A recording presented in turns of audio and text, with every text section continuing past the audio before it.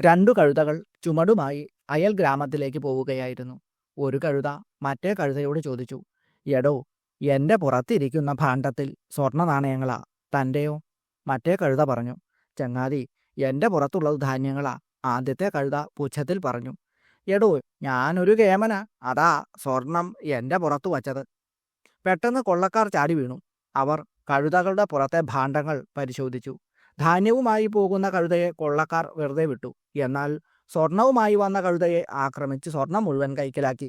സ്വർണവുമായി വന്ന കഴുതയ്ക്ക് വല്ലാതെ മുറിവേറ്റു. അവൻ കരയാൻ തുടങ്ങി. മറ്റേ കഴുത അവനെ ആശ്വസിപ്പിച്ചു, ചങ്ങാതി, വിലപിടിപ്പുള്ള സാധനങ്ങൾ ചിലപ്പോൾ അപകടവും വരുത്തി വയ്ക്കും. എനിക്കതു മനസ്സിലായി. മുറിവേറ്റ കഴുത വേദനയോടെ കരഞ്ഞുകൊണ്ട് പറഞ്ഞു. പ്രണവപ്രകാശത്തിൻ്റെ പുതിയ ഒരു അധ്യായത്തിലേക്ക് എല്ലാവർക്കും സ്വാഗതം. ജഗജ്ജന്മസ്ഥിതിധ്വംസവിധാനാനുഗ്രഹാൻ മുഹു യാ കരോതി സ്വസങ്കൽപ്പാ തസ്യൈ ദേവ്യൈ നമോ നമഃ.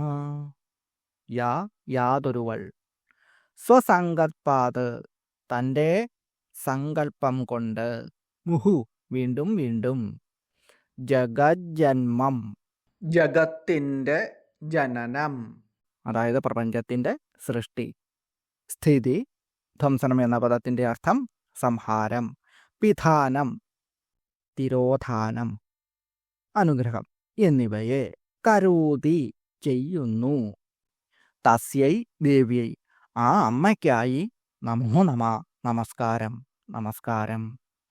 തൻ്റെ സങ്കല്പം കൊണ്ട് ജഗത്തിൻ്റെ സൃഷ്ടിയും സ്ഥിതിയും സംഹാരവും തിരോധാനവും അനുഗ്രഹവുമെല്ലാം വീണ്ടും വീണ്ടും ചെയ്തുകൊണ്ടിരിക്കുന്ന അമ്മേ ദേവി, അവിടേക്ക് വീണ്ടും വീണ്ടും നമസ്കാരം.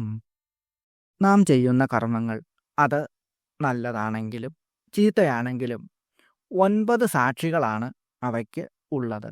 അവർ സൂര്യൻ, ചന്ദ്രൻ, യമധർമ്മൻ, കാലം, പിന്നെ 5 മഹാഭൂതങ്ങൾ, ആകാശം, വായു, അഗ്നി, ജലം, ഭൂമി.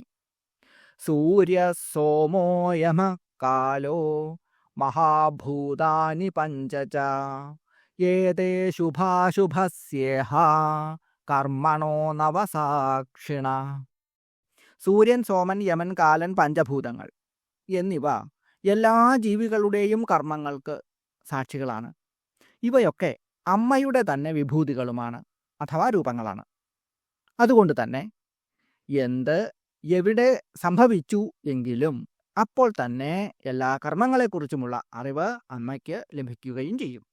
അങ്ങനെ അവരവരുടെ പാപപുണ്യങ്ങൾ നിശ്ചയിക്കപ്പെടുന്നു. ഇപ്രകാരം എല്ലാ ജീവികളുടെയും കർമ്മങ്ങൾ അമ്മ അറിയുന്നു. അതുകൊണ്ട് ലളിതാ സഹസ്രനാമത്തിലെ 374 മന്ത്രമായി ഇപ്രകാരമൊക്കെ അർത്ഥം വരുന്ന കൃതജ്ഞ എന്ന നാമമന്ത്രമാണ് വശിന്യാദി വാഗ്ദേവതകൾ നമുക്ക് പ്രദാനം ചെയ്യുന്നത്. കൃത എന്ന പദത്തിന് ചെയ്യപ്പെട്ടവ എന്നാണ് അർത്ഥം. ജ്ഞ എന്ന വാക്കിന് അറിവ് അഥവാ വിദ്യ എന്നും അർത്ഥം. കൃതജ്ഞ എന്ന ഈ 2 പദങ്ങളെയും ചേർത്ത് പറയുമ്പോൾ കൃതത്തെ, അതായത് ചെയ്യപ്പെട്ടതിനെ അറിയുന്നവൾ എന്നാകുന്നു അർത്ഥം. അങ്ങനെ ശുഭങ്ങളും അശുഭങ്ങളുമായ കർമ്മങ്ങൾ എല്ലാം അറിയുന്നവളാണ് ദേവി. അവയ്ക്കുള്ള ഫലങ്ങൾ പ്രദാനം ചെയ്യുന്നു. കൃതജ്ഞ എന്ന പദത്തിന് കർമ്മഫലങ്ങൾ പ്രദാനം ചെയ്യുന്നവൾ എന്ന് അർത്ഥവും കിട്ടുന്നു. നല്ല കർമ്മങ്ങൾക്കൊക്കെ നല്ല ഫലങ്ങളും മോശം കർമ്മങ്ങൾക്ക് അവയ്ക്ക് ചേർന്ന ഫലങ്ങളുമാണ് ലഭിക്കുക. അത് ഒഴിവാക്കാനാവുന്ന ഒരു കാര്യവുമല്ല. കർമ്മസാക്ഷിണിയായി തക്ക ഫലങ്ങൾ നൽകുന്നവൾ. കൃത എന്ന പദത്തെ കൃതയുഗം എന്ന് അർത്ഥമെടുക്കുമ്പോൾ കൃതയുഗത്തിലെ ധർമ്മങ്ങളെ അറിയുന്നവൾ എന്ന് അർത്ഥം വരും. കൃതയുഗത്തിലാണ് ധർമ്മം പൂർണ്ണമായിട്ടുമുള്ളത്. തുടർന്നു വരുന്ന മറ്റു യുഗങ്ങളിൽ 1/4 ഭാഗം വീതം കുറഞ്ഞു വരും. ത്രേതായുഗത്തിൽ 3/4 ഭാഗം ധർമ്മവും 1/4 ഭാഗം അധർമ്മവുമാണ്. അതുപോലെ ദ്വാപരയുഗത്തിൽ ത്രേതായുഗത്തിൽ ഉള്ളതിൻ്റെ 1/4 ഭാഗം കൂടി കുറഞ്ഞ് പകുതി ഭാഗം ധർമ്മവും പകുതി അധർമ്മവുമാണ്. കലിയുഗത്തിൽ കാൽ ഭാഗം ധർമ്മം മാത്രമേ ഉണ്ടാവുകയുള്ളൂ. മുക്കാൽ പങ്കും അധർമ്മമാണ്. ധർമ്മജ്ഞാനം ഇങ്ങനെ ക്രമമായിട്ട് കുറഞ്ഞു വരുന്നു.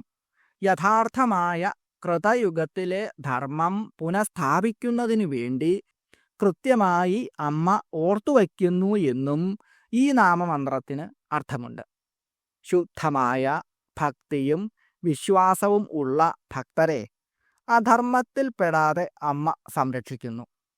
ജീവികൾ ചെയ്യുന്ന പുണ്യപാപങ്ങൾ അറിയുന്നവൾ, കർമ്മസാക്ഷിണിയായി തക്ക ഫലങ്ങൾ നൽകുന്നവൾ, കൃതയുഗത്തിലെ ധർമ്മം അറിയുന്നവൾ എന്നിങ്ങനെയുള്ള അർത്ഥങ്ങളാണ് ഈ നാമമന്ത്രത്തിന് ഉള്ളത്. ഓം കൃതജ്ഞായൈ നമഃ. ഓം ഓം ഹ്രേം കൃതജ്ഞായൈ നമഃ. സദ്ഗുണങ്ങളും കർമ്മങ്ങളും കൊണ്ട് അത്യുന്നതിയിൽ എത്തിക്കുന്ന ഒരു മന്ത്രമാണിത്. അധർമ്മം കൊണ്ടുള്ള മാലിന്യം അല്പം പോലും ഏശാതെ ജീവിതം സുരക്ഷിതമായി സർവസമ്പൽ സമൃദ്ധിയോടെ ആഗ്രഹത്തിന് അനുസരിച്ച് ജീവിക്കുവാനും മോക്ഷപ്രാപ്തി നേടുവാനും ഈ മന്ത്രത്തിലൂടെ സാധ്യമാകുന്നു. കർമ്മഫലങ്ങൾ നൽകുന്ന അമ്മ നല്ല കർമ്മങ്ങൾ ചെയ്തുകൊണ്ട് ജീവിക്കുവാൻ എല്ലാവരെയും അനുഗ്രഹിക്കട്ടെ എന്ന് പ്രാർത്ഥിച്ചുകൊണ്ട് അമ്മയുടെ തൃപ്പാദപത്മങ്ങളിൽ സാഷ്ടാംഗം പ്രണമിച്ചുകൊണ്ട് നിർത്തുന്നു. നന്ദി, നമസ്കാരം.